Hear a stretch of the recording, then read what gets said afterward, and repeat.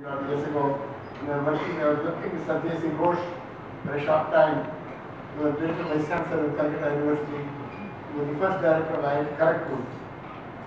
And out of that period, I decided my life will be, I was going to do science and nothing else. The only important thing in my life would be science. I was a very young boy, not knowing exactly what is it I wanted to do in science. But slowly things shaped up. But all I can say is, now that I am approaching my 80th year, it's been a wonderful life. Somebody asked me the other day, suppose somebody asks you, what would you like to do if you were given a chance to relive again your life? That would be exactly what I have done. No change. I had a wonderful life. I think I really enjoyed my PhD days in America, I must say that. And working with young faculty and students in IIT Kanpur, building a department, working again, building another 2-3 departments in Indian science, and also working with a large number of people in Indian science. Building another center, the Jawaharlal Nehru Center, with a lot of young people and young faculty, and of course my own research group. I've always had about 20-25 people working with me directly. Now I have about 18 people. I've decreased the number a little bit in the last year because I'm approaching 80, maybe I should have a few less students. But I still publish 30 papers a year, 25 to 30.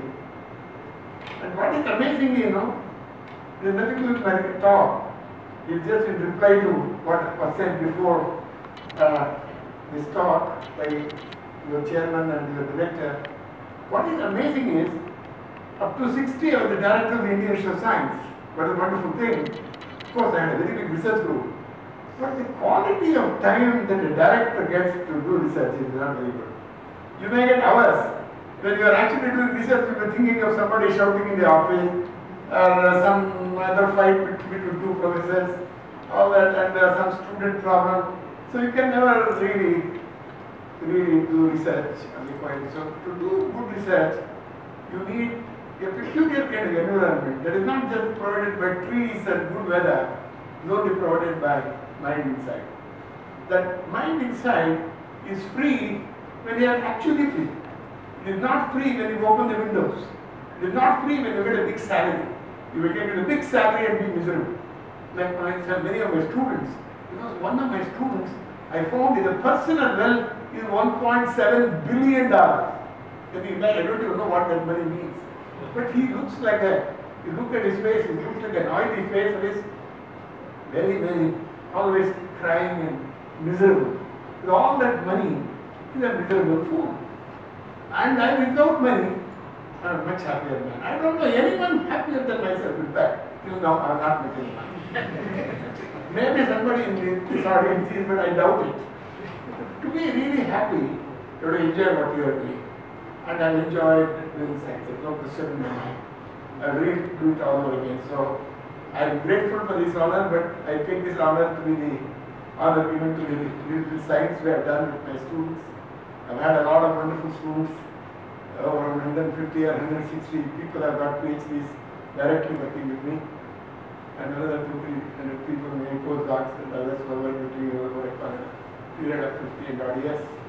It is really wonderful. And then you keep on worrying about your research, always thinking about what to do next. When you are sleeping, you are dreaming of the sentence you are going to coin in the abstract of the paper. You don't know exactly what to say, but suddenly in your dream you think exactly what that sentence should be. And when you are doing something else, you think of exactly the interpretation of something you have been worried about.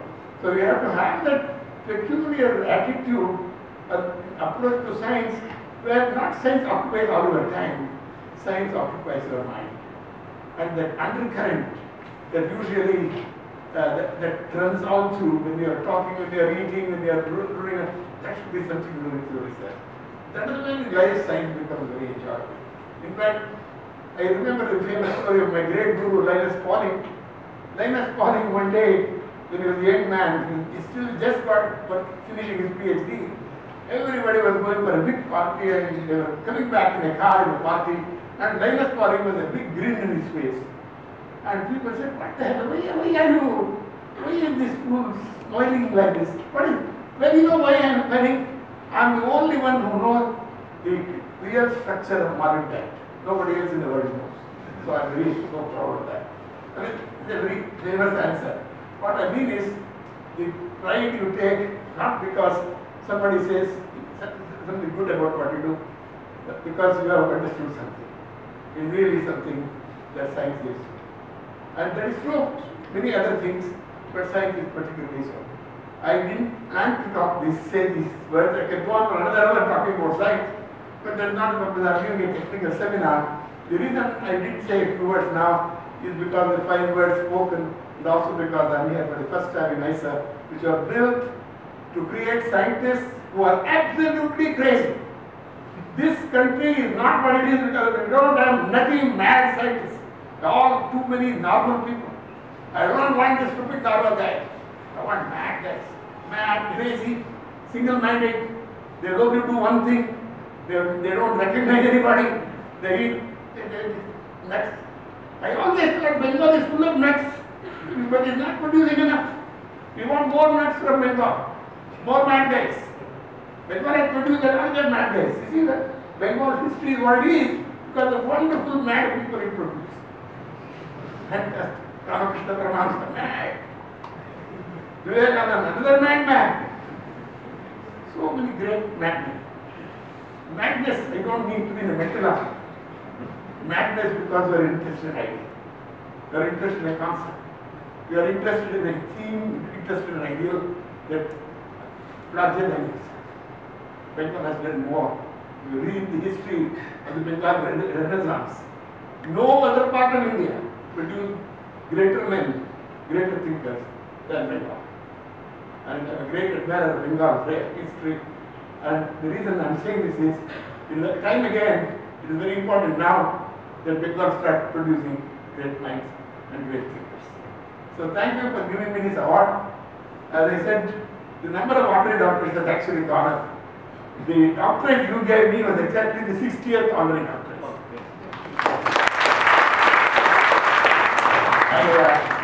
I got my 61st honorary doctorate 2 weeks ago in Scotland in St. Andrews University.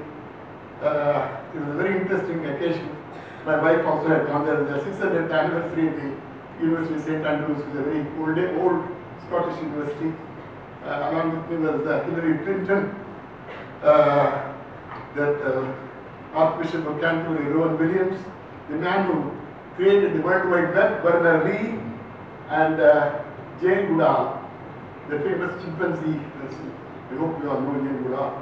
And lastly, the man who got Nobel Prize yesterday, Higgs. So it's a very nice company to have got that doctorate. That doesn't mean anything, but still. Today I'm going to talk about something that is of common interest to both physics and chemistry. But they are all standing there. What do I do about them? You can sit here. Come here. If you don't mind sitting down, please come. Please come. You are most welcome to sit. Please come. Most welcome to sit far enough so you can see the screen.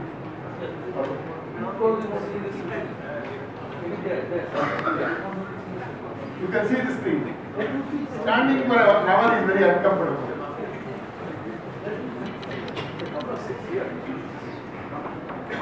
Quickly. Okay, I'll now start the lecture if you can see. I'm going to talk about a topic that has really become a very, very hot topic. If you see any, like Scopus or anything, one of the hottest topics today in all of science put together, not just physics or chemistry or material, is graphene. So graphene became very famous, graphene mainly became famous because of its two-dimensional nature. It is a sheet with exactly two-dimensional network of carbon atoms. It is also mother of all graphic forms because you can roll it, make it a nanotube, you can make a buckyball out of it, you can stack it and make graphite. So it's really a very important form of carbon, very important indeed. The most important thing to remember in this talk, the reason it became famous and the two guys who got Nobel Prize within 2-3 years of discovery were mainly because of this one frame. Mainly because the energy of the electrons in graphene is linearly dependent on the wave vector near the crossing points in the Brillouin zone in a zero gap semiconductor. zero gap material, and also it was quantum Hall effect. Ballistic transport of electrons, fantastic transport of electrons. So this unusual property unknown to people who work in materials and solid state made graphene famous, and of course the Nobel Prize was given to them so early because of this particular importance of this material. And this is normally made, they have made it, how to make it? If the graphite has all these layers, you have to pull out one layer, one single layer. Well, a lot of people had tried to do that 50 years ago. It's not new very well. People think it was done for the first time in 2007. It's not, or 2004. Not true. But these people were successful, and when they could do it, they knew how to characterize it. 50 years ago, if you removed one layer of graphene, there was no way to characterize it. There were no microscopes, there were no techniques to study the properties of that. So what they did was they removed it by a Scotch tape technique, what you call a micromechanical cleavage, and then you measure the thickness of that by atomic force microscopy, one of those things, and you know how many layers you have.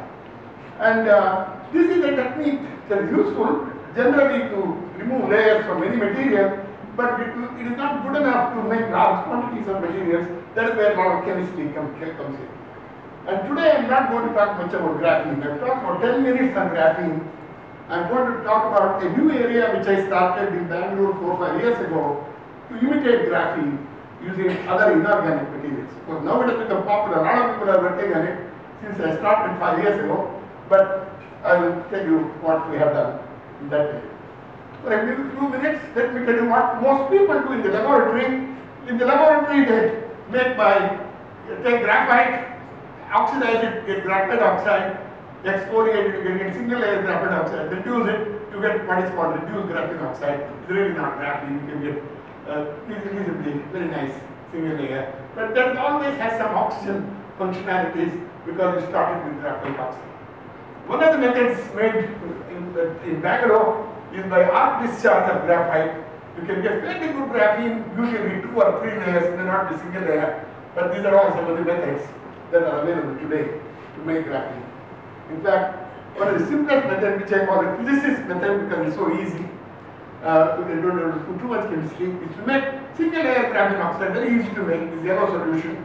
Just expose it to ultraviolet light or X-ray radiation, and it becomes graphene.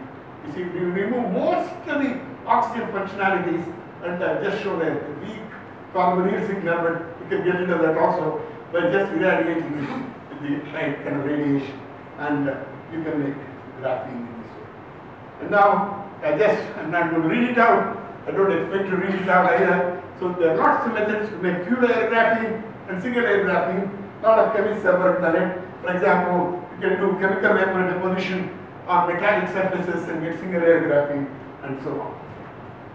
Now, you can also dope graphene. That's just I'm trying to show. You can dope it with boron and nitrogen, just like in semiconductor physics. We were one of the first to do that long ago in 2009, 4 years ago. We can dope it with the gas phase using diborane or ammonia. You can get this doped graphene and therefore study their properties. Why is this important? This is the thing I want you to know, those who are young students. Graphene has no gap, band gap, but it's useless. Gapless materials are not very useful. You need a little gap to use it in physics, semiconductor physics, or in electronics. So to do that, you have to dope a material with the appropriate impurity or do something. So this gap that opens up when you have impurity doping is therefore very useful applications. You also get N-type and P-type materials by doping such impurities. There are also what you call graphene nanoribbons. Graphene is a sheet. Suppose you take a rectangular sheet and cut a small strip, it is like a ribbon. And that is very important because graphene nanoribbons have properties which are technologically probably more important than graphene itself. So how to make that? What normally people did was take carbon nanotube, oxidize it in acid permanganate. But you see, that oxidizes the edges, everywhere you get oxygen, that's not very good. So the method in Bangalore, what we did was take the same nanotube, do laser unzipping of carbon nanotube. You see, this is the nanotube, this is partly unzipped here, and you got a little strip. That is a graphene nanotube. So you can do many such things to make these unusual materials. Well, little bit of chemistry. Remember I told you, you can put boron or nitrogen, dope it p-type or n-type. Boron withdraws electrons, boron donates holes, nitrogen donates electrons. The same thing can be done by molecular interaction. Molecular charge transfer is a wonderful way of doping graphene. For example, if you take a molecule like tetracyanoethylene, it is an electron withdrawing molecule, so you can dope holes, or you can take electron donating molecule like tetracyanoethylene, you can donate electrons. So when you do that, the most sensitive thing that happens is the Raman spectrum is affected by these things. This is a wonderful thing for those who are young people. Let me tell you, Raman spectroscopy has become the most powerful tool to study nanotubes and graphene. In fact, without Raman spectroscopy, you can do very little research in this area because they are the only spectroscopic tool available for graphene. Others are all not as good, as powerful. Because of nanotubes, other things are there, but because of graphene, without that you can't characterize anything else by spectroscopy. I'm not talking about too much today on graphene, so I'm not showing the spectra in detail, spectroscopy of graphene. You see what happens when you put donate electrons, like fluorine, the graphene G band or the tangential mode, it actually softens. However, softens with the intensity, you see, it decreases. Rather, the frequency decreases. However, when you donate holes or withdraw electrons in tetracyanoethylene, you see the frequency increases. So, the stiffening and softening of holes, or softening of G band, depending on hole or electron donation, is something very, very interesting. Look at this one. When you put tetracyanoethylene, the G band increases enormously. Heat tetrafluorine, the G band decreases.